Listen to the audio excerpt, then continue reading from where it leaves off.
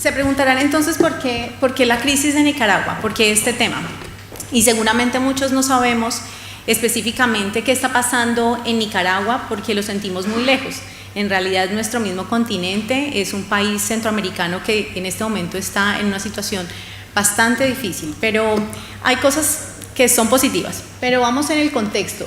Como contexto les cuento que actualmente el gobierno de Daniel Ortega está pasando por una crisis importante a nivel económica, social y política, y lo importante de este gobierno es que tuvo o ha tenido dos roles importantes en la historia de este país. Uno, en los años 80, 90 tuvo liderazgo contra la dictadura y hoy lo vemos como líder de la dictadura.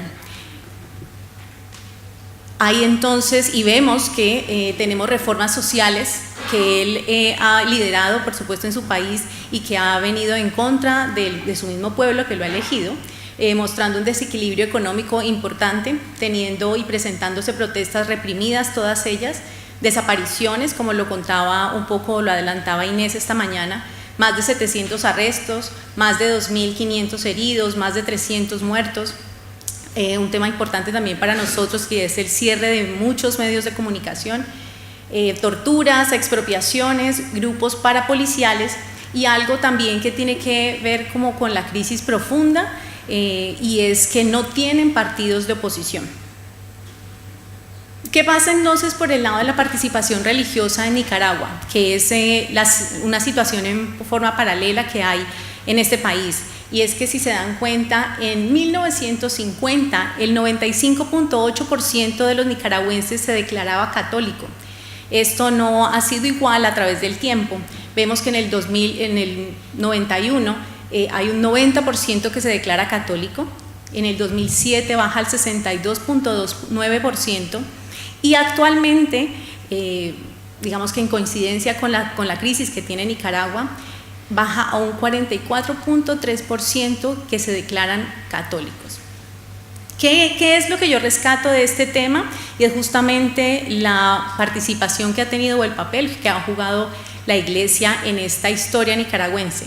Y es justamente que a pesar de este contexto, la Iglesia ha tenido un papel transversal, continuo, consistente en contra de la dictadura. Por lo tanto, ustedes pueden concluir que estuvo con Ortega y hoy está, estuvo a favor de Ortega y hoy está en contra de Ortega.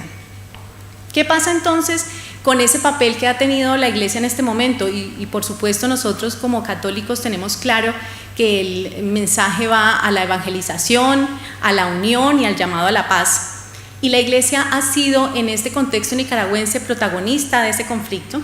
Ha promovido la negociación, ha generado confianza, ha generado nuevos vínculos, ha sido o generado mediación y cohesión social.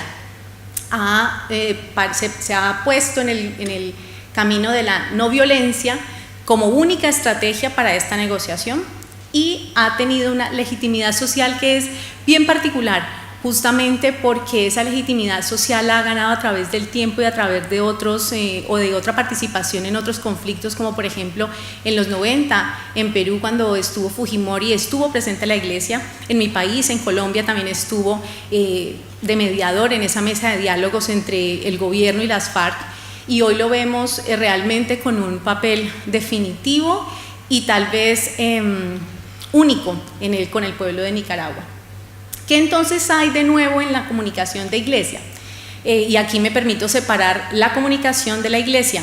Y en la comunicación, y coincido con varios de los panelistas anteriores y conferencistas, porque la comunicación de hoy, como la estamos viviendo nosotros, vemos que hay nuevos actores de la comunicación. Todos nosotros somos nuevas personas con nuevos gustos, con nuevas preferencias, con nuevas autonomías frente a las decisiones que tomamos.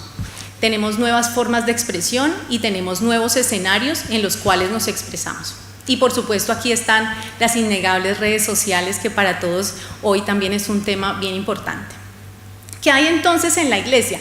Por el lado de la Iglesia, y en este caso particular en Nicaragua, vemos que está respondiendo a esa nueva persona que está empoderada, como lo decía Marco también, que está identificada con una cultura propia suya nicaragüense, pero con la persecución de la verdad. está emitiendo la Iglesia entonces, en este contexto nicaragüense, un mensaje consistente con su misión. Y es justamente aquí donde la Iglesia tiene hoy todo que ganar. Y es justamente, y me permito citarle el mensaje de la Conferencia Episcopal de Nicaragua, que a propósito del Día de San José Obrero, el pasado 1 de mayo, le daba al pueblo nicaragüense estas cinco invitaciones muy concretas, y es lograr una visión de cambio que produzca una transformación cualitativa, asumir la centralidad de la persona humana y su dignidad como hijo de Dios, respetar y fortalecer la democracia y su institucionalidad, ejercer sin restricciones la libertad de expresión y establecer la paz como fruto de la justicia. La Iglesia puede decir que ya está. El mensaje es claro, el mensaje es conciso y siempre ha sido, como lo decían otros colegas anteriormente, consistentes en el tiempo. Entonces, ¿qué pasa hoy con la voz de la Iglesia en Nicaragua?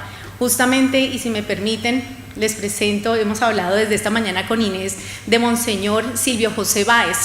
Él es la voz hoy de Nicaragua y hace parte de nuestra Iglesia Católica.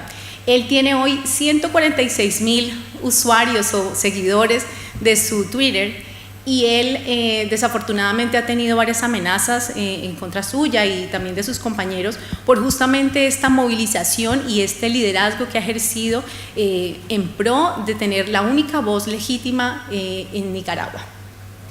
Justamente hay otra parte de la moneda, y es que él responde en la parte online de la crisis en Nicaragua. Responde también como un influencer, ¿no? Muchos de nosotros hemos escuchado el término influencer o influenciador. Él es la única persona en ese momento que está tomando ese liderazgo frente o en contra, digamos, a lo que está pasando. Y me permito también mostrarles aquí dos titulares de prensa en donde están contando las semanas. Llevan 35 semanas de bloqueo aduanero, en donde no han podido tener ni papel ni tinta para imprimir el diario tan tradicional de Nicaragua que se llama La Prensa. Y por el otro lado, sin estar contentos de este bloqueo físico de la prensa offline, tenemos atacan sitio web del diario La Prensa. O sea, por todos los lados, el régimen actualmente está atacando la prensa de manera definitiva. Entonces vemos cómo la Iglesia está ejerciendo esa legitimidad, porque no solamente medios nacionales, locales, nicaragüenses, sino la prensa internacional está otorgándole la única legitimidad social a la institución de la Iglesia. Ninguna otra institución en Nicaragua cuenta con el apoyo como lo tiene este momento la Iglesia, y pueden pensar o podemos pensar que es contradictorio, porque vemos que el 44.3% hoy son declarados católicos. Sin embargo, le están dando, podría decirlo, la totalidad del apoyo del pueblo a la gestión que hace en este momento la Iglesia. Entonces, ¿qué tenemos en la parte de comunicación y tendencia de nuevos medios? ¿Y qué es lo que tendríamos que hacer nosotros como responsables de las comunicaciones en la gestión de la Iglesia? Y es aprovechar que el 85% de la población, esos son datos de Centroamérica, pero usa Internet como fuente principal de información, que el 75% usa las redes sociales para enterarse de las noticias, en este caso de la crisis y los eventos. El 34% pasa más de 3 horas conectados a un dispositivo móvil.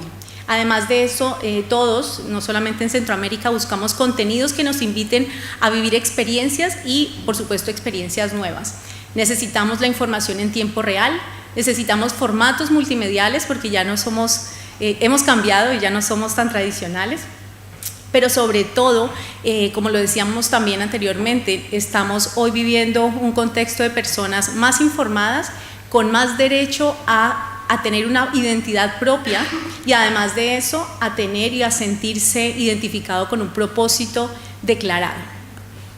Aquí podemos ver entonces, y yo concluyo con la Iglesia influencer en tiempos de crisis, porque justamente si Monseñor Báez es un influencer, invita a que haya microinfluencers o influenciadores, y eso conecta muy bien con las conferencias anteriores, en donde decíamos que hay que restarle el poder a la Iglesia, digamos, a la institución, y generar nosotros también micropoderes con respecto a la información y a la gestión de crisis, como lo hace esta Iglesia en Nicaragua actualmente.